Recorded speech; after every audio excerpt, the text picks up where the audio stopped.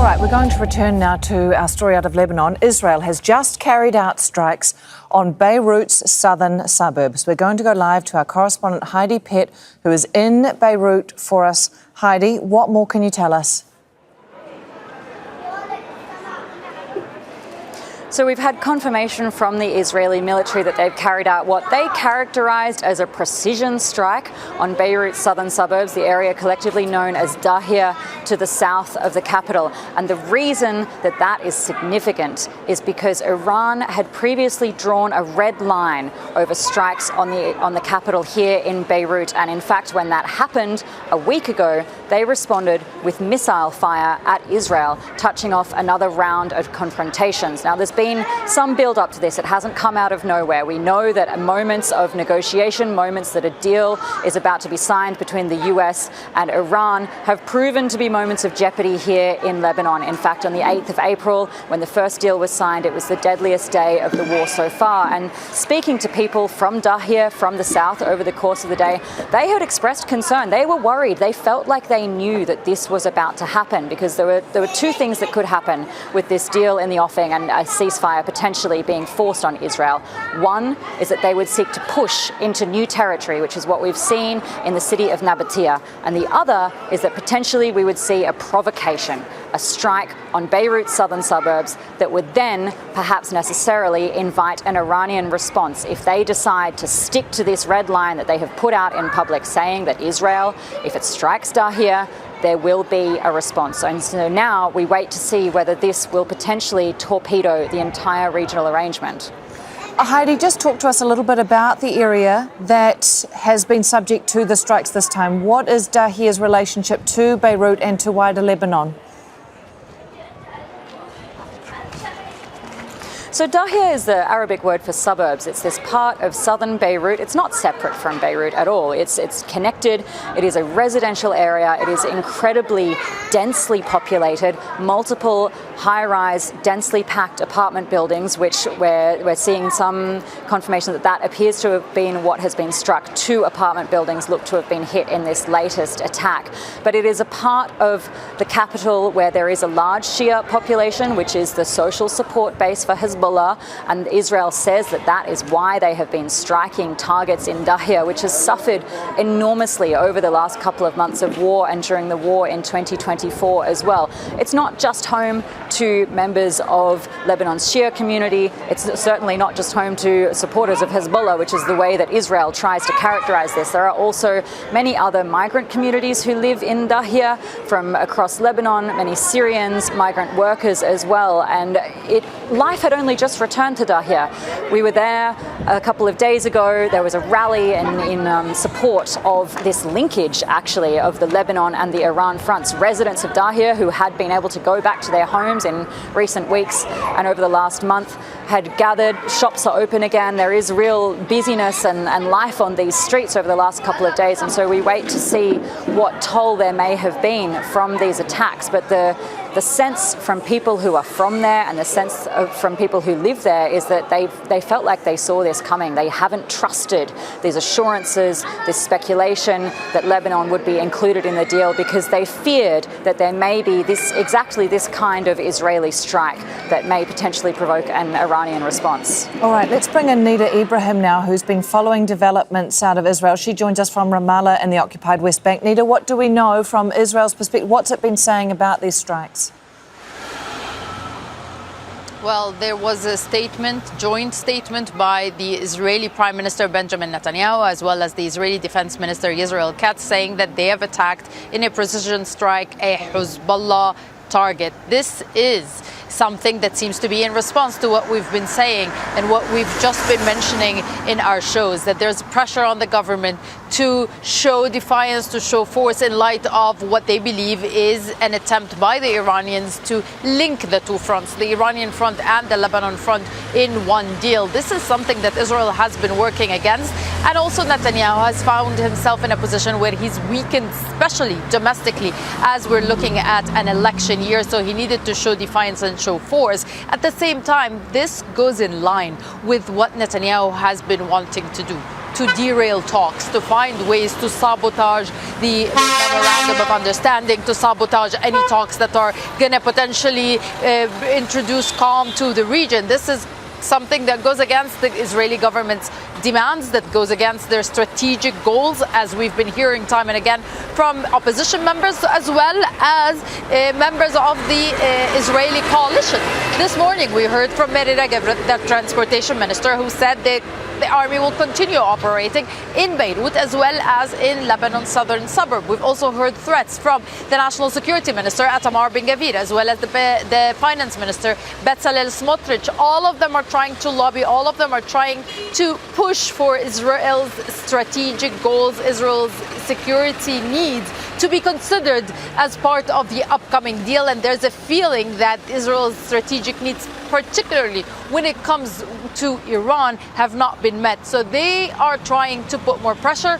And when they struck Dahiyeh a few days ago, they said that the goal was to empower and strengthen the US's position in the negotiations by showing defiance and strength for Iran. And this morning, they've all been saying that Iran has won, Iran had the last word, Iran has been showing more strength in the region, which goes against what Netanyahu and his government wanted when they launched and co-launched, let's say, with the US, the war on Iran in end of February. So in general, it's seen as a way that Netanyahu and his government are trying to show defiance to their own population, but it's also yet another attempt to derail and sabotage the talks, because as we know, Iran has threatened to attack Israel if it strikes Beirut's southern suburb. Now, the Israelis are saying that this attack comes in retaliation of the continued drone attacks, that some of which have infiltrated into Israel, detonated without causing casualties. But the Israelis have been threatening, including Itamar Ben-Gvir, the national security minister, saying each drone attack should be met with a strike on Dahiyeh, on Beirut's southern suburb. So in general, we cannot de-link what's happening with the Israeli efforts to try and derail talks, to try and sabotage any potential deal. But at the same time, it's seen as something that the current government is trying to give its people. You know, the people in the north of Israel have been saying that just this weekend they've been forced to go to shelters 16 times as a result of continued sirens across the north from either rockets or drone attacks, some of which have, as we've said, infiltrated into Israel and detonated without causing casualties. This feeling of fear, this feeling of tension, this feeling of unsafety in the north also threatens Netanyahu. Yes, the north, when we talk about its weight in the upcoming elections and in the Knesset, it might be a small one, but in general it affects several parts of the society. If there's so much anger in that community, it could also sabotage and ruin Netanyahu's rules to win again, or Netanyahu's ambitions rather, to stay in power and to continue ruling the Israeli population. All right, let's go back to Heidi Pett, who's live for us in Beirut. Heidi, it was only a short while ago that the subject of Dahiyeh and an Israeli strike there was hugely problematic for not just Iran, but also the United States. And we have heard reports of conversations between US President Donald Trump and Israeli Prime Minister Benjamin Netanyahu. Do we know then what it seems to be about this strike that has brought Dahiyeh back into the subject of focus, and whether there will be any influence here from the United States? I mean, it's not clear. There is so much reporting about what comes out of these conversations and what gets said in back rooms, and then there is what happens on the ground. And what we can infer and what we know is what happened last time, right? This happened just over a week ago. In fact, we had an Israeli strike on Dahiyeh. We had an Iranian response with missile fire, and then we had an American attack on Iran. Now, there have been various attempts by all of these actors either to link or de-link each of these events, right? The Iranians are insisting that attacks on the capital here in Beirut will be met with a response. And so we wait, we see if that rings true this time, considering they are so much closer now to this deal with the US. You know, the talk today is whether it gets signed today or tomorrow or in the coming days. It's a different situation to what we were in a week ago. And so the question is whether we get an Iranian response and then whether there is any US response to that Iranian response. But this confirms the fear fears of people here in Lebanon that this small country is once again a playground for a regional conflict that is playing out on its territory and that Lebanese are paying for with their blood. Heidi, we're seeing some pictures now, and we've spoken about this before, about the area that is being looked at. It is dense, it is enormously populated, and it was obviously, we have seen forced evacuation orders being issued. Was there enough warning for anybody to be able to get out of this area before it was struck?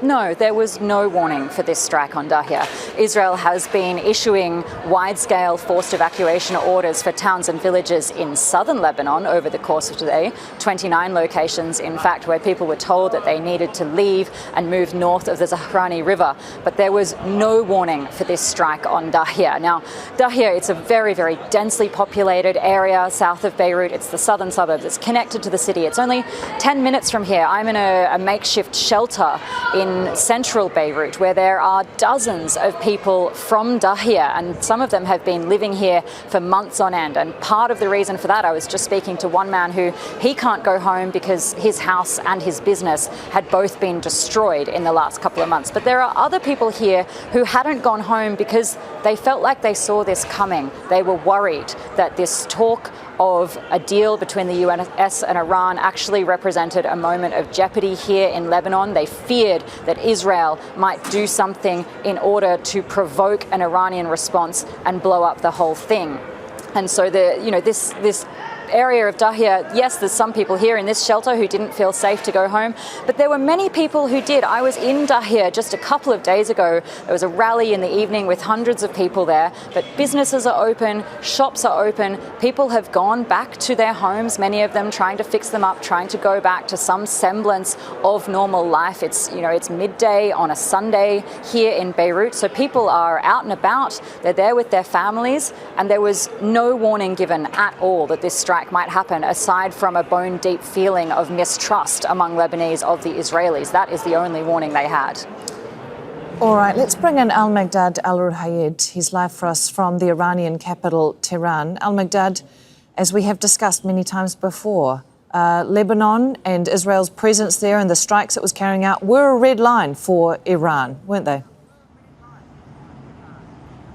Well, actually, while we are waiting for an official response from Iranian, but from what we understand, this is a serious development regarding the point of view for Iranians. We have seen that the situation in Lebanon, what is going on in Lebanon, is an integral part, is in the central of the peace deal with the memorandum of understanding with the ceasefire. Actually, the latest brokered ceasefire in April 8th linked to the situation in Lebanon, and the Iranian many times actually have repeatedly that the situation on Lebanon will not be separated from any peace deal. And right now, this memorandum of understanding basically speaking about this situation and highlighted that the situation in Lebanon must be in the central of these talks. And Abbas Abaqji, the foreign minister, said that clearly that they will not leave Lebanon alone. So while all that's happening right now, it could be a huge setback for Iranian. We know that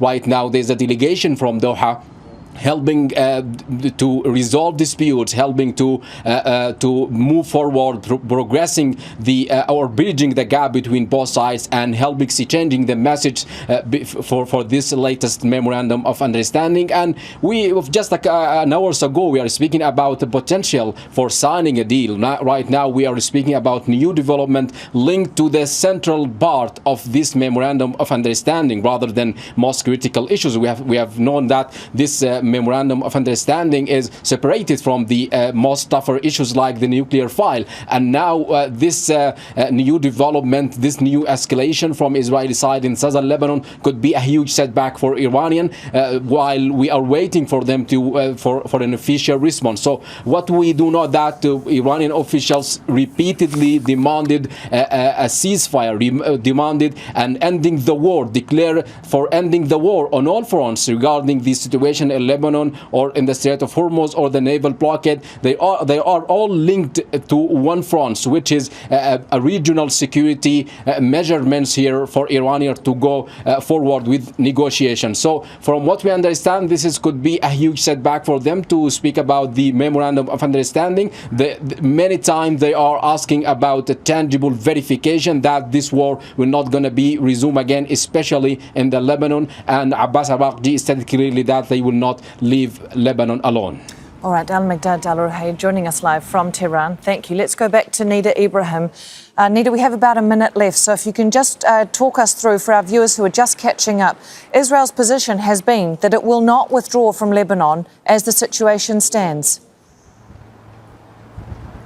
And Israel has maintained also through many ministers, including Itamar Ben-Gvir and Bezalel Smotrich, that for every violation of Hezbollah, what they mean by that, any infiltration of drones, any attacks that threaten communities in northern Israel, then they would respond. This morning they said that Dahiyeh, the Beirut southern suburb, should tremble and that buildings in Dahiyeh need to be taken down. These were the words of Smotrich and Ben-Gvir, pressuring Netanyahu to attack the southern suburb of Beirut. In general, Israel has been wanting to disconnect, to de-link the two fronts. Any deal with Iran should not be involving Lebanon, and they will continue to try and target Lebanon as much as they can, as far as they can, because they have a domestic concern. Netanyahu wants to win elections, so that's why he's trying to show force and defiance. But at the same time, we know that he's been trying to sabotage any potential talks, any potential deals, any memorandum of understanding would be bad news for Israel, as we've heard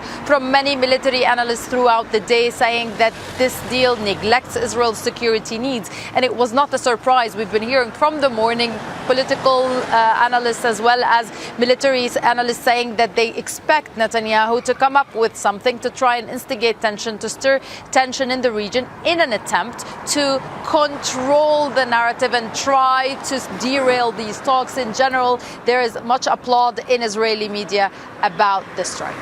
Nida Ibrahim joining us from Ramallah on the occupied West Bank. Thank you.